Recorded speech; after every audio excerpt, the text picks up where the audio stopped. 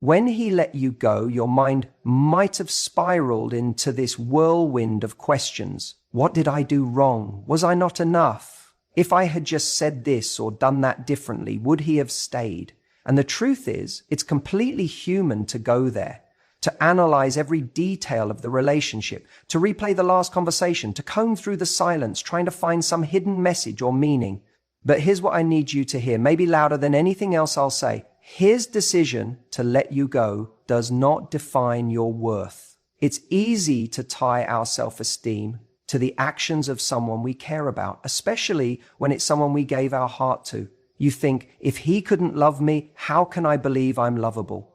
That's the mistake. That's the trap. Because someone's inability to hold space for you, to show up for you, to commit to you, isn't proof that you were too much or not enough. It's simply proof that he wasn't capable of giving what the relationship required.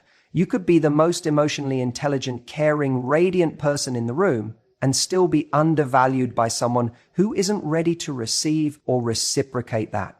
When someone lets you go, it says something about where they are, their fears, their limitations, their emotional availability, their own blueprint of love and relationships. But it says nothing about your capacity to love, your value, or the joy you bring into someone's life. Sometimes we confuse rejection with a verdict on who we are.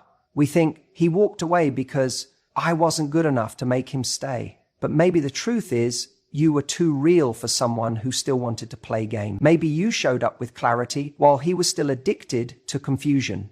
Maybe your maturity highlighted his immaturity. Maybe you were ready and he was not. That doesn't make you unworthy. That makes you ahead. That makes you aware. That makes you someone who deserves a deeper kind of love. The kind that doesn't leave when it gets uncomfortable, but leans in. The kind that doesn't walk away at the first sign of vulnerability, but meets it with courage. That's the kind of love you're capable of giving, and that's the kind of love you should wait for. But here's where it gets tricky, because he might let you go and still keep his foot in the door. You know what I mean. He stops calling, stops showing up, says he needs space, but every now and then he sends a message, likes a post, tells you he misses you, and it pulls at you because you still have a heart, you still have history, you still have that soft spot that remembers the good moments.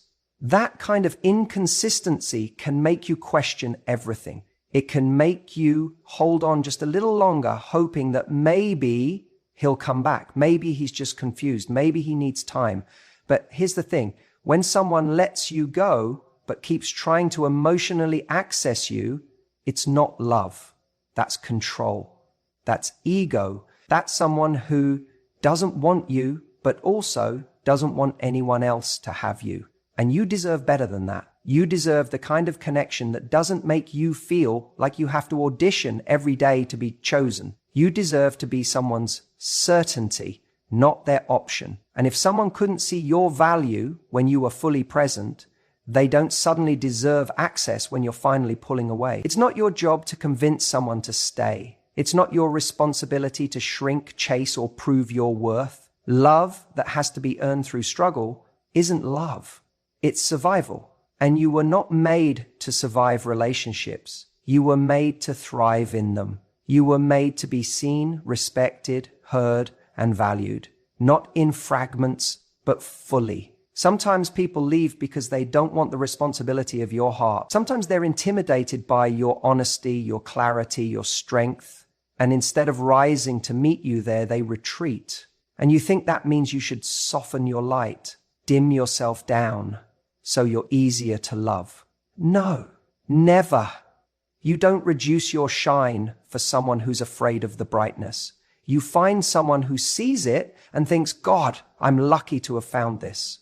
And until you find that, you hold yourself to a higher standard, not because you're cold or closed off, but because you've done the work to know who you are and what you deserve. It's going to hurt, yes, especially when you were ready to build something real. But pain doesn't always mean you've lost something good.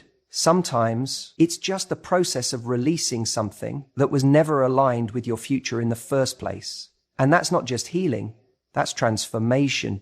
Let him go, not with anger, not with bitterness, but with truth, with grace, with a quiet knowing that says, I may not have been what you were looking for, but I am exactly what someone else is praying for. And that someone, they won't let you go. So let him go and let yourself grow. He let you go thinking you'd still be there. Maybe not physically, but emotionally. He assumed he still had a place. He thought you'd keep the door slightly open, that no matter what happened, there'd still be some part of you waiting for a change of heart, waiting for him to realize what he lost, waiting for him to circle back and say, I made a mistake. And honestly, that's what a lot of people do. They let someone go, but deep down, they don't really believe that person will actually move on.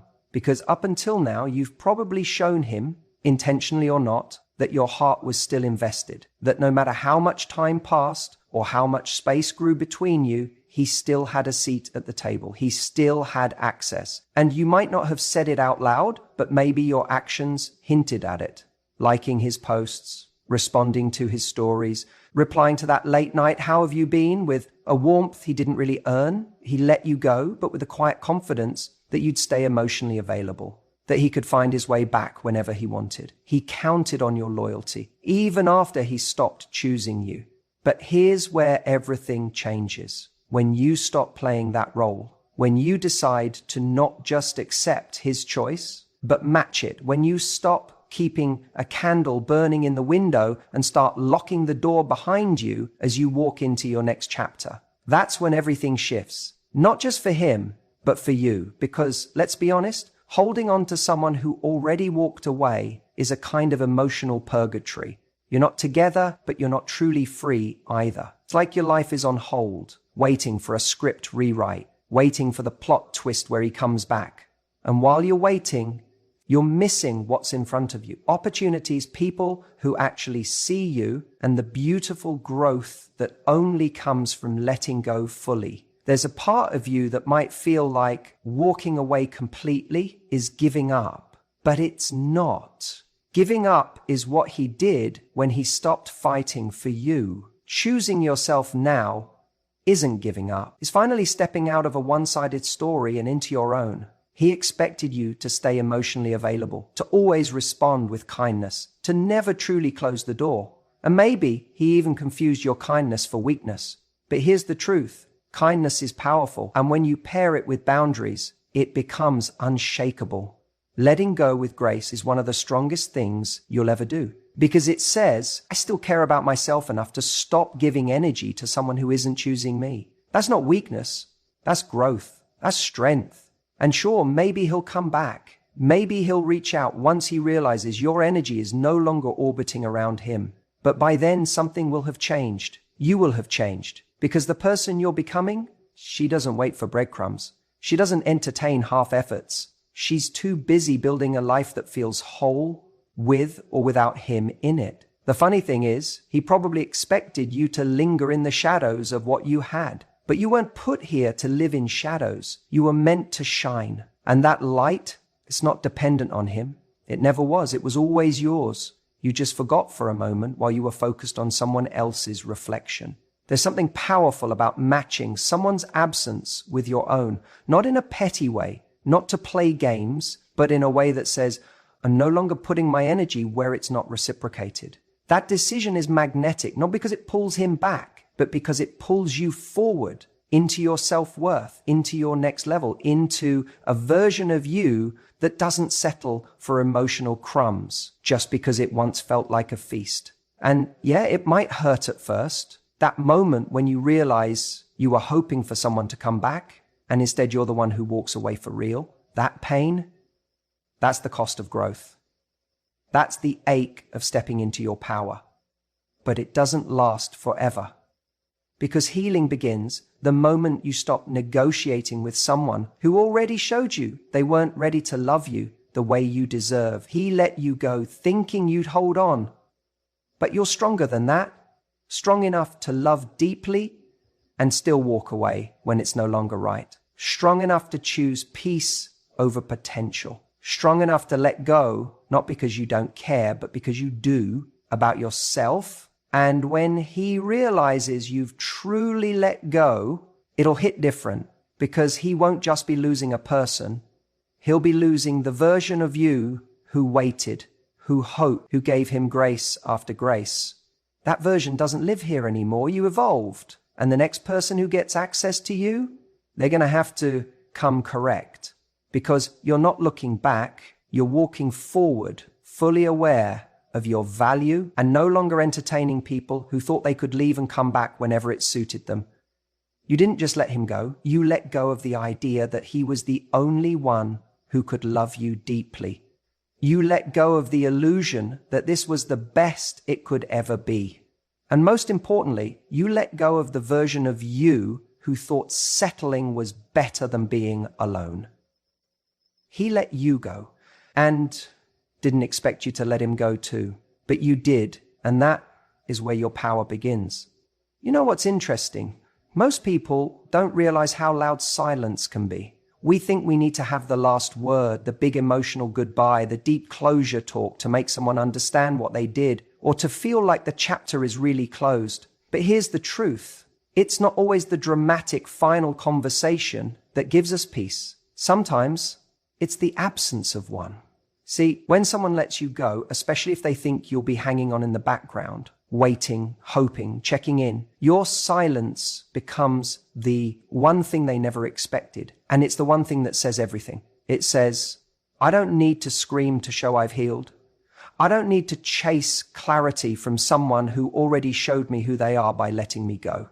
That silence, that's powerful. Because here's what usually happens. They let you go. Maybe it was messy. Maybe it was calm. Maybe it was completely one-sided. They say, I can't do this, or I need space. Or maybe they just start drifting. And in that moment, a part of you still hopes they'll realize what they had and come back. That's natural. You're human. You invested your heart, your time, your emotional energy. Of course, there's a part of you that wants them to wake up and say, I made a mistake. But if they truly cared, they wouldn't have risked losing you in the first place. Now, what they often don't expect is that you're going to actually move on. They let you go thinking you'll stay emotionally available, that you'll respond to the late night texts, that you'll still like the Instagram story, that you'll still be there as an option. They let you go, but they didn't expect you to let them go too. And that's where your silence becomes a sentence. When you stop responding, not out of spite, but out of self-respect. When you stop giving them access to you. When you don't chase, don't beg, don't fight to be heard. When you just let go. That's when the message sinks in. They didn't break you. It's not about ignoring them to play games. This isn't about pretending you don't care. It's about reaching a place where your peace is more important than getting an explanation. Because let's be honest, what kind of closure are you really hoping for? Are you expecting them to say, I was wrong, I lost the best thing that ever happened to me? Are you waiting for them to explain why they walked away so it makes sense to you? Are you hoping that somehow hearing their side will make the pain stop? Even if they did give you that, it wouldn't heal the wound. Closure isn't a door they close for you. It's one you lock yourself from the inside. And silence?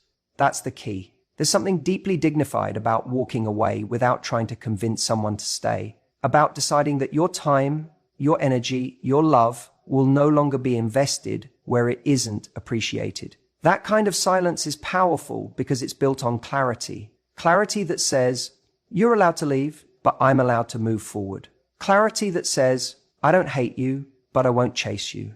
Clarity that says, I deserved better, and I'm giving that to myself now. The irony is, the moment you go silent, that's usually when they start to notice.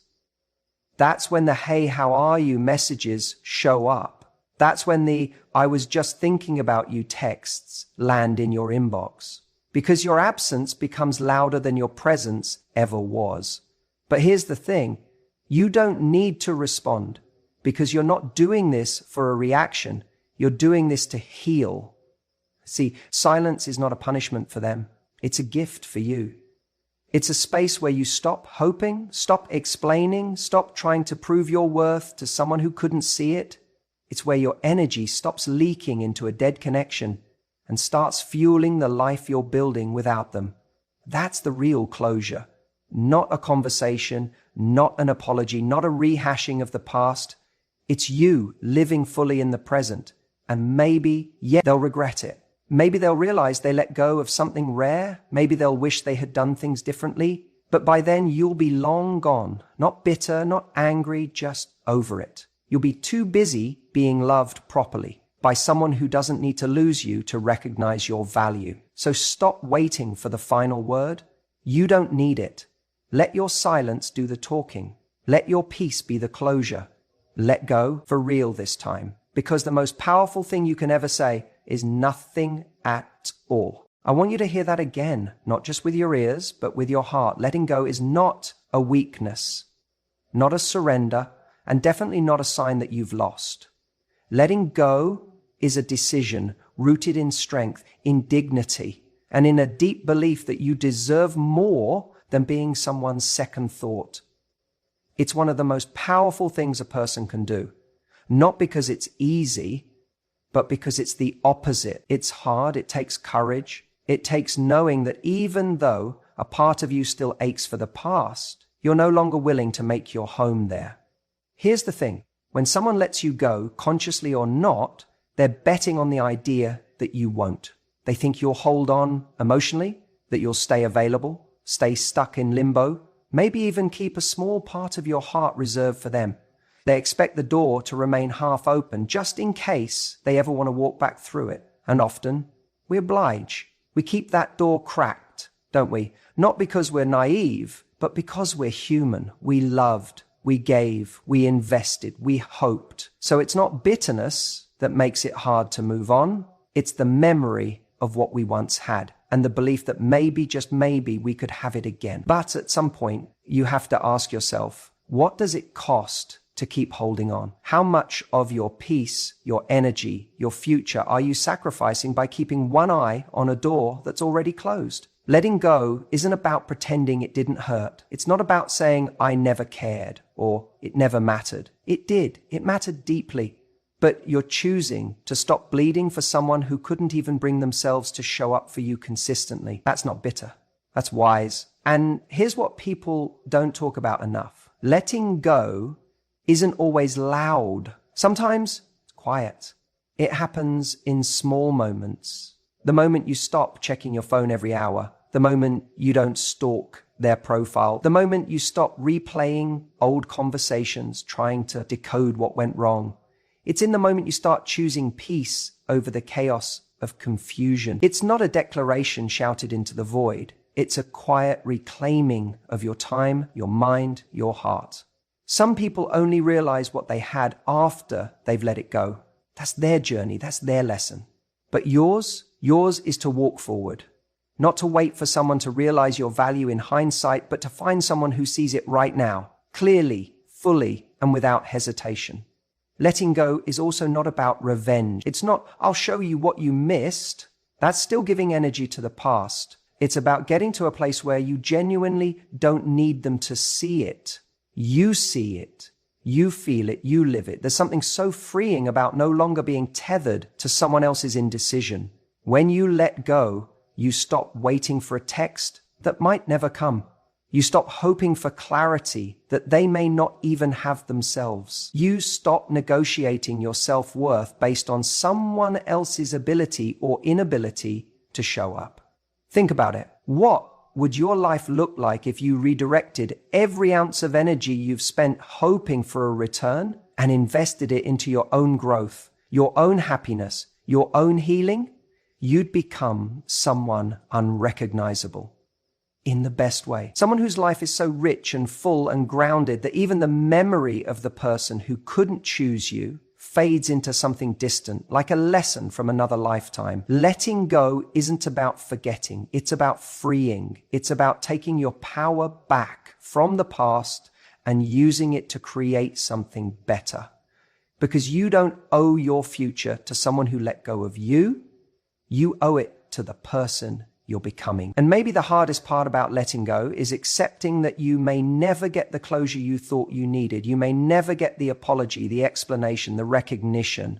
But closure doesn't come from them. It comes from you. It's the moment you stop waiting and start deciding that your peace matters more than their presence, that your joy matters more than their return, that your joy matters more than the hope of reconciliation. You're not bitter for letting go. You're just done choosing someone who wouldn't choose you back. And that's not weakness. That's evolution. That's self-respect. That's love, real love, the kind you give to yourself when you realize you deserve more. So if he let you go, don't just sit there with your hands open, waiting for him to come back. Stand up, walk forward, because what he didn't expect was that you'd let him go too. It's funny, isn't it, how we sometimes secretly hope they're watching, that maybe, just maybe, they're checking our stories, reading between the lines of our captions, wondering how we're doing without them. That quiet wish for them to see us smiling, thriving, living our best life, and maybe feeling a little sting of regret. I get it. That feeling is human. After all, when someone lets us go, it's easy to start crafting our healing around the idea that one day they'll see what they lost, that maybe they'll finally understand, that maybe we'll get that satisfying moment of "I told you so." But let me ask you this. If your healing depends on whether or not they notice it, is it really healing? Here's the truth. Healing isn't a performance. It's not a show. It's not something you do so they'll miss you. It's something you do so you can finally stop missing them. Healing is not about posting the right photo or saying the right thing to provoke a response. It's about finding peace so deep that their response, or lack of it, stops mattering altogether. When he let you go, he assumed you'd be stuck in that space where he left you, emotionally paused, still hoping, still waiting. He didn't expect you to build a new life from the rubble he walked away from. That's the part they rarely prepare for, the version of you that doesn't just survive the heartbreak, but rises because of it. And the irony? The moment you truly stop caring if they see your growth, your happiness, your glow up, that's often when they come back around. Not because they've changed, not because they've had an epiphany, but because your energy is no longer orbiting around them. And because you're no longer emotionally available to fill the gaps in their life. You've closed that chapter quietly, powerfully, without fanfare. That's the kind of healing that hits different. Not the kind they can see, but the kind they can feel. That shift in your energy, that softness in your smile that says, "I've moved on and I'm not looking back." And when I say this, I don't mean you have to pretend to be okay when healing isn't faking it. It's not waking up one morning and suddenly being over everything. It's a messy, non-linear process. It's nights where you still wonder why, mornings where you still check your phone out of habit. It's battling with those moments of weakness and still choosing strength anyway. But as you go through that process, don't build your progress on the idea that one day he'll see it, that one day he'll scroll through your feed and regret what he lost. Because if that's your motivation, then your healing is still about him. And that's giving him way too much power. Let your healing be about you, about the peace you want to wake up with, about the confidence you want to carry into every room, about the love you want to feel within yourself before anyone else ever gets the chance to experience it. You see, when your healing becomes personal, when it becomes something sacred, something internal, then no one can take it away from you, not even him. He doesn't need to see the version of you that's glowing. You don't need to prove that you're doing well, because the moment you start living just for you, free from the need for validation, that's when you start truly living. That's when the smile becomes real, not curated. When the laughter comes from joy, not from a need to be seen. And here's the thing, people don't always regret losing you when you're at your most Instagrammable. They regret losing you when they feel your absence. When the person who used to check in stopped. When the person who always cared no longer does. When the one who loved deeply quietly walks away without trying to be heard.